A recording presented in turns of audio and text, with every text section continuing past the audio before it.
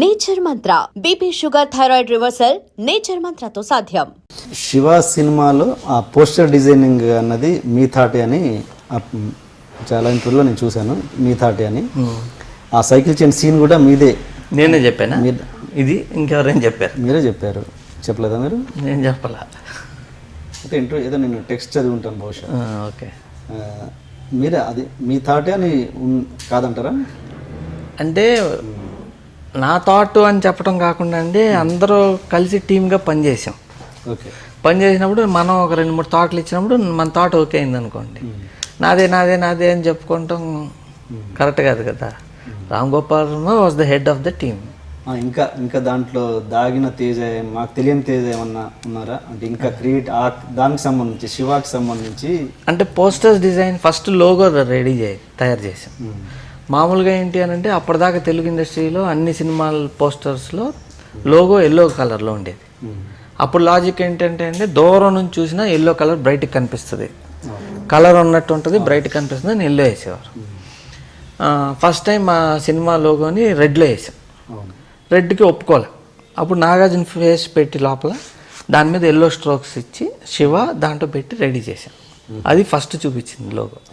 అది నచ్చింది అందరికీ. ఎందుకు పెట్టాల్సి వచ్చిందంటే అక్కడ ఫేస్ చేయి పట్టుకుని గొలుసు ఇట్లా పట్టుకుని చేయి నేలాడుతుంటుంది. ఇంకెవరు ఫేస్ వేయకుండా దాంట్లో హీరో ఫేస్ వేసాం. బయట హీరో ఫేస్ వేస్తే మళ్ళీ రెగ్యులర్ అవుతుందని వేసాం. ఆ పోస్టర్ బాగా వర్కౌట్ అయింది.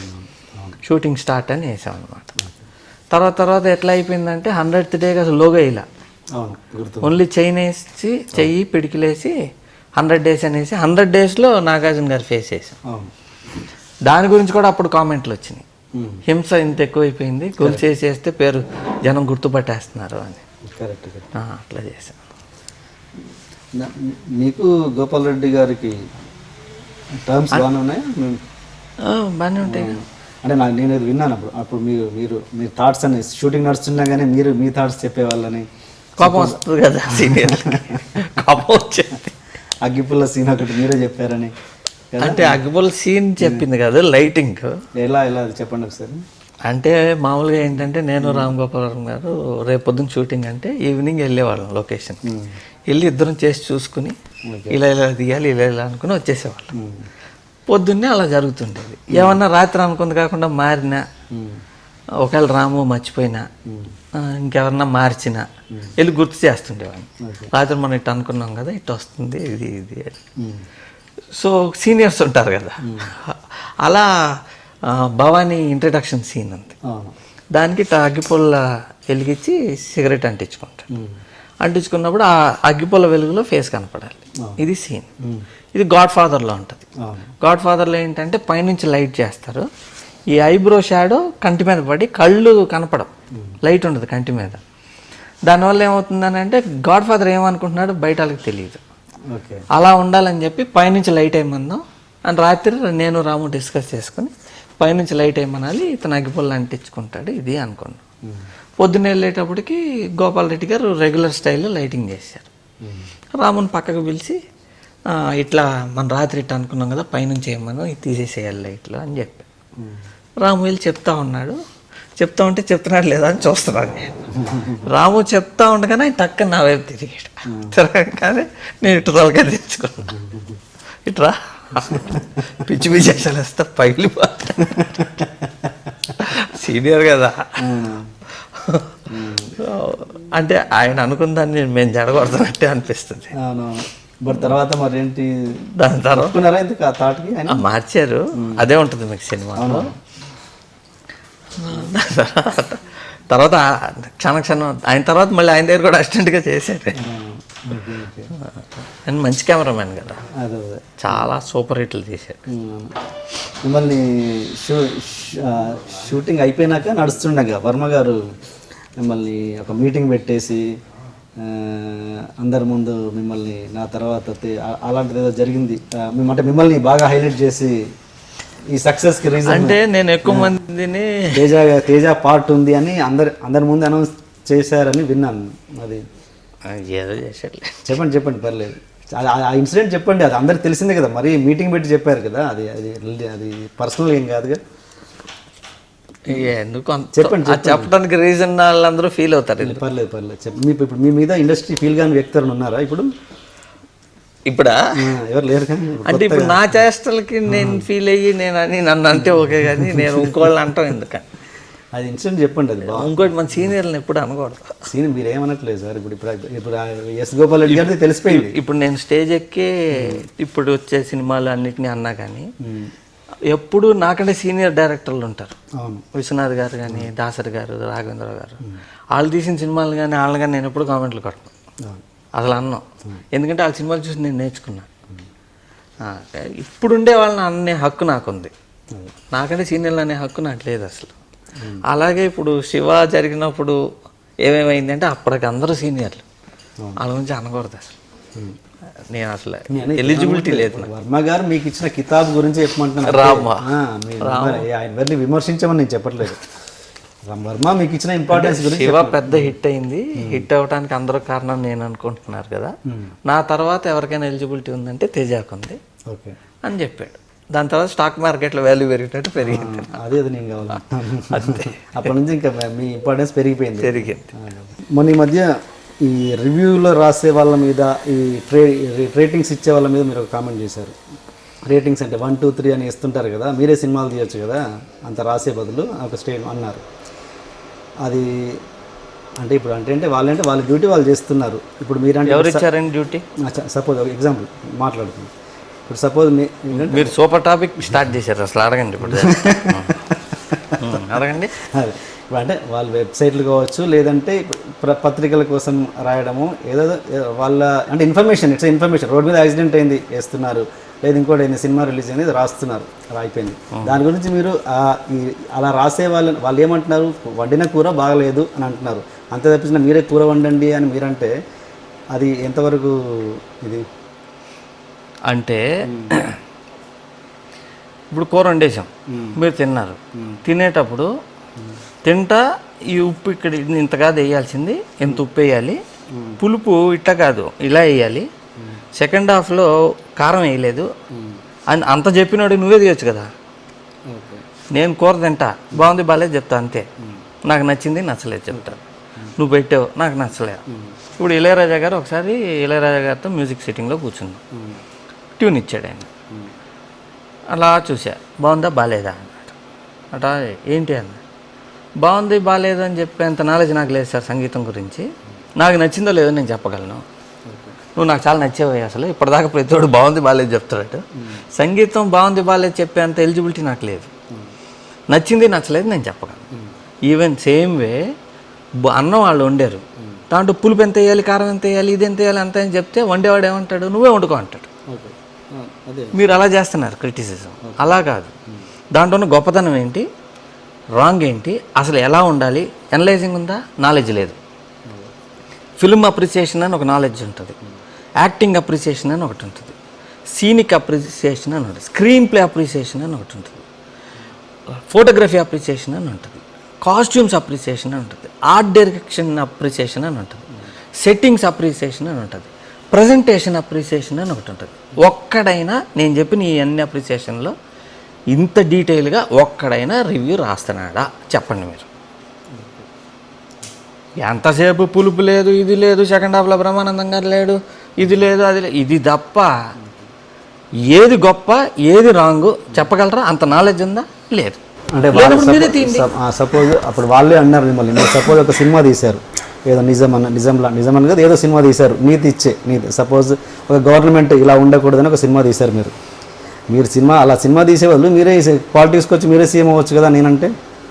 అంటే నాకు అర్థం కాదు. ఇప్పుడు నిజం అనే సినిమా తీశారండి మీరు, సో ఇలా ఉండాలి, అవినీతి ఉండొద్దు, ఇలా ఉండొద్దు అని గవర్నమెంట్. మీరు అవినీతి ఇవ్వద్దు, నేను నన్ను అడిగాడు ఎవడైనా లంచం అలా ఇప్పుడు పీకుతాను, అలానే ఒక సపోజ్ నేను ఒక పొలిటికల్ లీడర్ని, మీ సినిమా చూసి అంత నీతులు చెప్పే బదులు నువ్వే పన్న పాలిటిక్స్లోకి వచ్చేసి మీరు సీఎం వచ్చి మేము వచ్చామనుకోండి, మా లాంటి వాళ్ళు వస్తే నేది కరెక్ట్గా ఉండాలి అని క్వశ్చన్ చేసేవాళ్ళు ఉంటే నాలాగానే మీరందరూ కూడా క్వశ్చన్ చేయగలిగితే ఇప్పుడున్నారు యాదవులు మనకి లీడర్లుగా ఒక్కడు ఉండడు, అందరం కూర్చుని పనికి రాకుండా సినిమాల మీద కామెంట్లు, పేపర్లు చూసి డెసిషన్లు చేస్తున్నాం, చేయకుండా బయటకు వచ్చి క్వశ్చన్ చేయగలిగితే ఈ యాదవులందరూ దిగుతారు.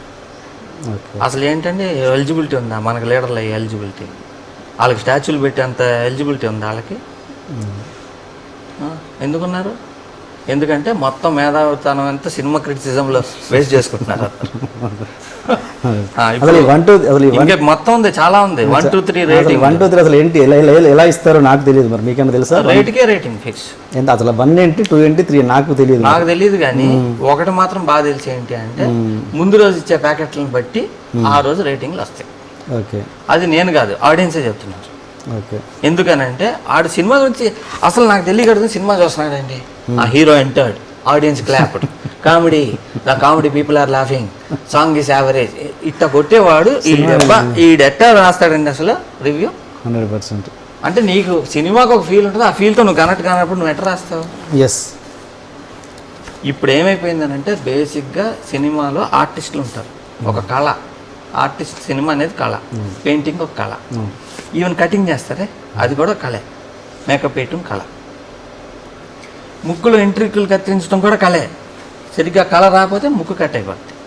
కళాకారులు అనమాట. When a person fails as an artist ఈ బికమ్స్ ఎ క్రిటిక్. వాడు ఆర్టిస్ట్గా ఏ కళ రాదు, నువ్వు ఇది తప్పు బాగా చెప్తాడు, ఆడు చేయలేడు, క్రిటిక్ అవుతాడు. క్రిటిక్గా కూడా ఫెయిల్ అయితే ఏమవుతాడు? ఫేస్బుక్లో కామెంట్లు రాసుకుంటుంటాడు. అంటే ఎందుకు పనికిరాని వాళ్ళు వీళ్ళు? ఏ కళ రానోళ్ళు క్రిటిక్ అవుతాడు, క్రిటిక్ కూడా పనికిరానోడు ఏమవుతాడు? కామెంట్లు కొడుతుంటాడు. వాడు వీడు రాందో, తేజ ఏంది ఇట్ట అన్నాడు, మహేష్ బాబుని అంటాడా, ఇంత గ్రేటా, వీడి సినిమా దిగి చూద్దాం, ఈ టైపులో ఉంటాయి తప్ప వీడు వీరత్వం మగతనం అంతా ఇక్కడ చూపిస్తారు. చాలా మంది అంతే, ఆఫీసులో సైలెంట్గా ఉంటారు, రోడ్ల మీద సైలెంట్గా ఉంటారు, వీరత్వం పిల్లల మీద చూపిస్తారు, పిల్లల్ని ఉతుకుతుంటారు, అక్కడ చూపిస్తారు తప్ప రోడ్డు మీద ఉంటారు. ఇవి అందరూ అదే ఉంటారు అనమాట.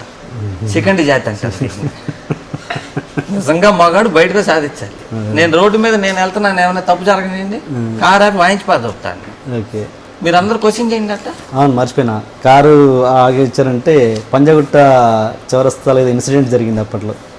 అది మీడియాకి రానట్టుంది, అది ఒకసారి ప్రేక్షకులకు చెప్పండి. ఎస్, ఇది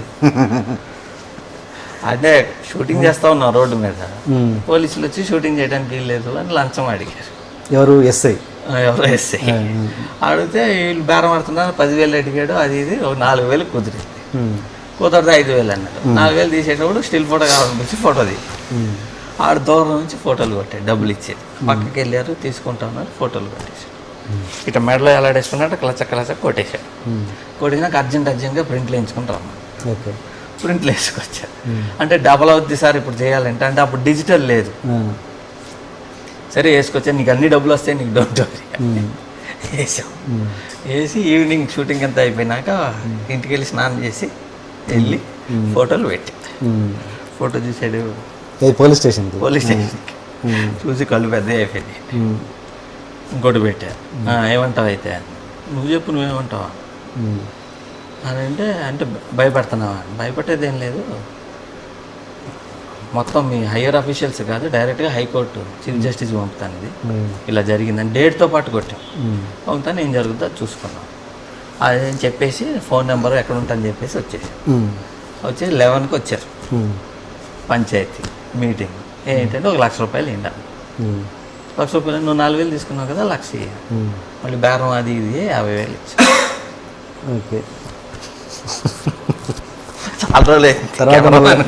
తర్వాత మళ్ళీ ఆయన మిమ్మల్ని టార్గెట్ చేయడం ఏం జరగలేదా? ఉండే కదా ఫోటోలు. ఓకే, ఓకే, నా జోలికి ఇచ్చేసి ఫోటోలు ఇచ్చేలేదా? ఇంకా ఫోటో నెగిటివ్లో ఇచ్చామని కాపీలు ఉన్నాయి. Okay, okay. అసలు మీరు ఇప్పుడు క్రిటిసిజం చెప్పండి, అది ఫినిష్. ఇంకా టాపిక్ ఇది ఉంది కదా, నెట్ రేటింగ్లు, ర్యాంకింగ్లు 1, 2, 3 చెప్పండి. మామూలుగా డబ్బులకే ఇస్తున్నారు రేటింగ్, అది బాగా క్లియర్లీ ఫిక్స్డ్. కొంతమంది ఉంటారు మేము డబ్బులు తీసుకోం అంటారు, డబ్బులు తీసుకోకుండా రేటింగ్లు ఇస్తాము అని చెప్పి వాళ్ళు ఒక రేటింగ్ ఇస్తుంటారు. రేటింగ్లు ఇవ్వటం, డబ్బులు తీసుకోవటం ఇవన్నీ పక్కన పెడదాం. అసలు మీకు సినిమా మీద ఫిల్మ్ అప్రిసియేషన్ వచ్చా రాదా, అది నాకు వచ్చింది. అంతే, డబ్బులు తీసుకోండి రేటింగ్లు ఇవ్వండి ఇవన్నీ కాదు ఒకటి. రెండోది బాగా రియలైజ్ అవ్వాల్సింది, ఈ రేటింగ్లు రాసే వాళ్ళందరూ యూఆర్ కిల్లింగ్ సినిమా. తెలుసా? అది రియలైజ్ అవుతున్నారా? మీరందరూ, అంటే నేను మిమ్మల్ని అన్నట్లు రేటింగ్ రాసే వాళ్ళందరూ, మీరందరూ సినిమా రిలీజ్ అవ్వగానే మార్నింగ్ షో అవ్వగానే రేటింగ్లు ఇస్తున్నారు. మేము పొడిచేసే సినిమాలు, ఎరగదీసే సినిమాలు, మేము తీసిన అవతార్లు, ఇంటర్స్టెల్లార్లు ఆ టైప్లో నేను చెప్పట్లేదు. మాకున్న బ్రెయిన్కి, మా యావరేజ్ బ్రెయిన్కి మా యావరేజ్ సినిమాలే మేము తీస్తున్నాం. మీరేం చేస్తున్నారు, చాలామంది వెబ్సైట్లు నడిచేది సినిమాల మీద. అవును. సినిమా వాళ్ళ ఫోటోలు కావాలి, సినిమా వాళ్ళ ఇంటర్వ్యూలు కావాలి, సినిమా వాళ్ళ ట్రైలర్లు కావాలి, సినిమా వాళ్ళ యాడ్లు కూడా కావాలి. ఇవన్నీ ఓకే. మరి నువ్వు మార్నింగ్ షో అవ్వంగానే టప పెట్టేసి సినిమాని చంపేస్తుంటే మాకు కలెక్షన్ రాకపోతే మేము సినిమాలు ఎప్పుడు తీస్తాం? అంటే మీరే మీకు ఫుడ్ పెట్టే ఇండస్ట్రీని మీరే చంపేస్తున్నారు. సూపర్ ఉంది అది, చాలా బాగుంది. అంటే అన్నం ఇట్ట పెడతా కొరికేస్తారు చేతిని, నరికేస్తారు చేతిని. అంటే ముద్ద తింటా పొడి చేస్తారా? ఏమయ్యా అసలు మీనింగ్ లేదు, ఇంత బ్రెయిన్ లెస్సా? మీరు సినిమా గురించి రేటింగ్లు రాయండి, తప్పు కాదు. మార్నింగ్ షో అవ్వగానే పెట్టేసేటప్పటికి ఏమవుతుంది, సినిమా చచ్చిపోతుంది. సినిమా చచ్చిపోతే ఏమవుద్ది, మేము సినిమాలు తీయలేనప్పుడు ఏమవుద్ది, మీకు యాడ్లు ఇవ్వలేం, మీ వెబ్సైట్లకి మ్యాటర్ రాదు. ఇంత మాత్రం జ్ఞానం లేకుండా ఇంత సన్నాసోళ్ళే మీరు. కొంచెం ఆలోచించండి. మన ఇండస్ట్రీని మనం చంపకూడదు, మన సినిమాని బతికించాలి అన్నప్పుడు ఏమవ్వాలి, కన్స్ట్రక్టివ్గా రాయాలి. కన్స్ట్రక్టివ్గా డైరెక్టర్ ఈ తప్పు రాసాడు, ఈ స్క్రిప్ట్ ఇలా ఉండకూడదు, ఇలా ఉండాలి, కన్స్ట్రక్టివ్గా చేస్తే సినిమా తీసినోడు కూడా రివ్యూ చూసి yes. And for more videos, Please subscribe to iDream. Please subscribe to iDream. Please subscribe iDream. And please subscribe to iDream. For more videos, subscribe to iDream. please like, share and subscribe to the channel. Congratulations, iDream. Subscribe to iDream. Subscribe to iDream. So subscribe to iDream Media. iDream team అందరికి huge congratulations. Please subscribe iDream Media. Please subscribe to iDream. Subscribe iDream. Please subscribe to iDream. iDream అంటే నా కళల ఛానల్ను subscribe చేసుకున్న నోరు తిరుగుతలేదు, మీరైతే గంట గుర్తు కొట్టండి. For more such videos, please subscribe to iDream. Subscribe to iDream. Please subscribe to iDream. Please subscribe iDream Media. Please do subscribe to iDream. Please subscribe to iDream Media. For best entertainment and information, please subscribe iDream. And don't forget to subscribe to iDream.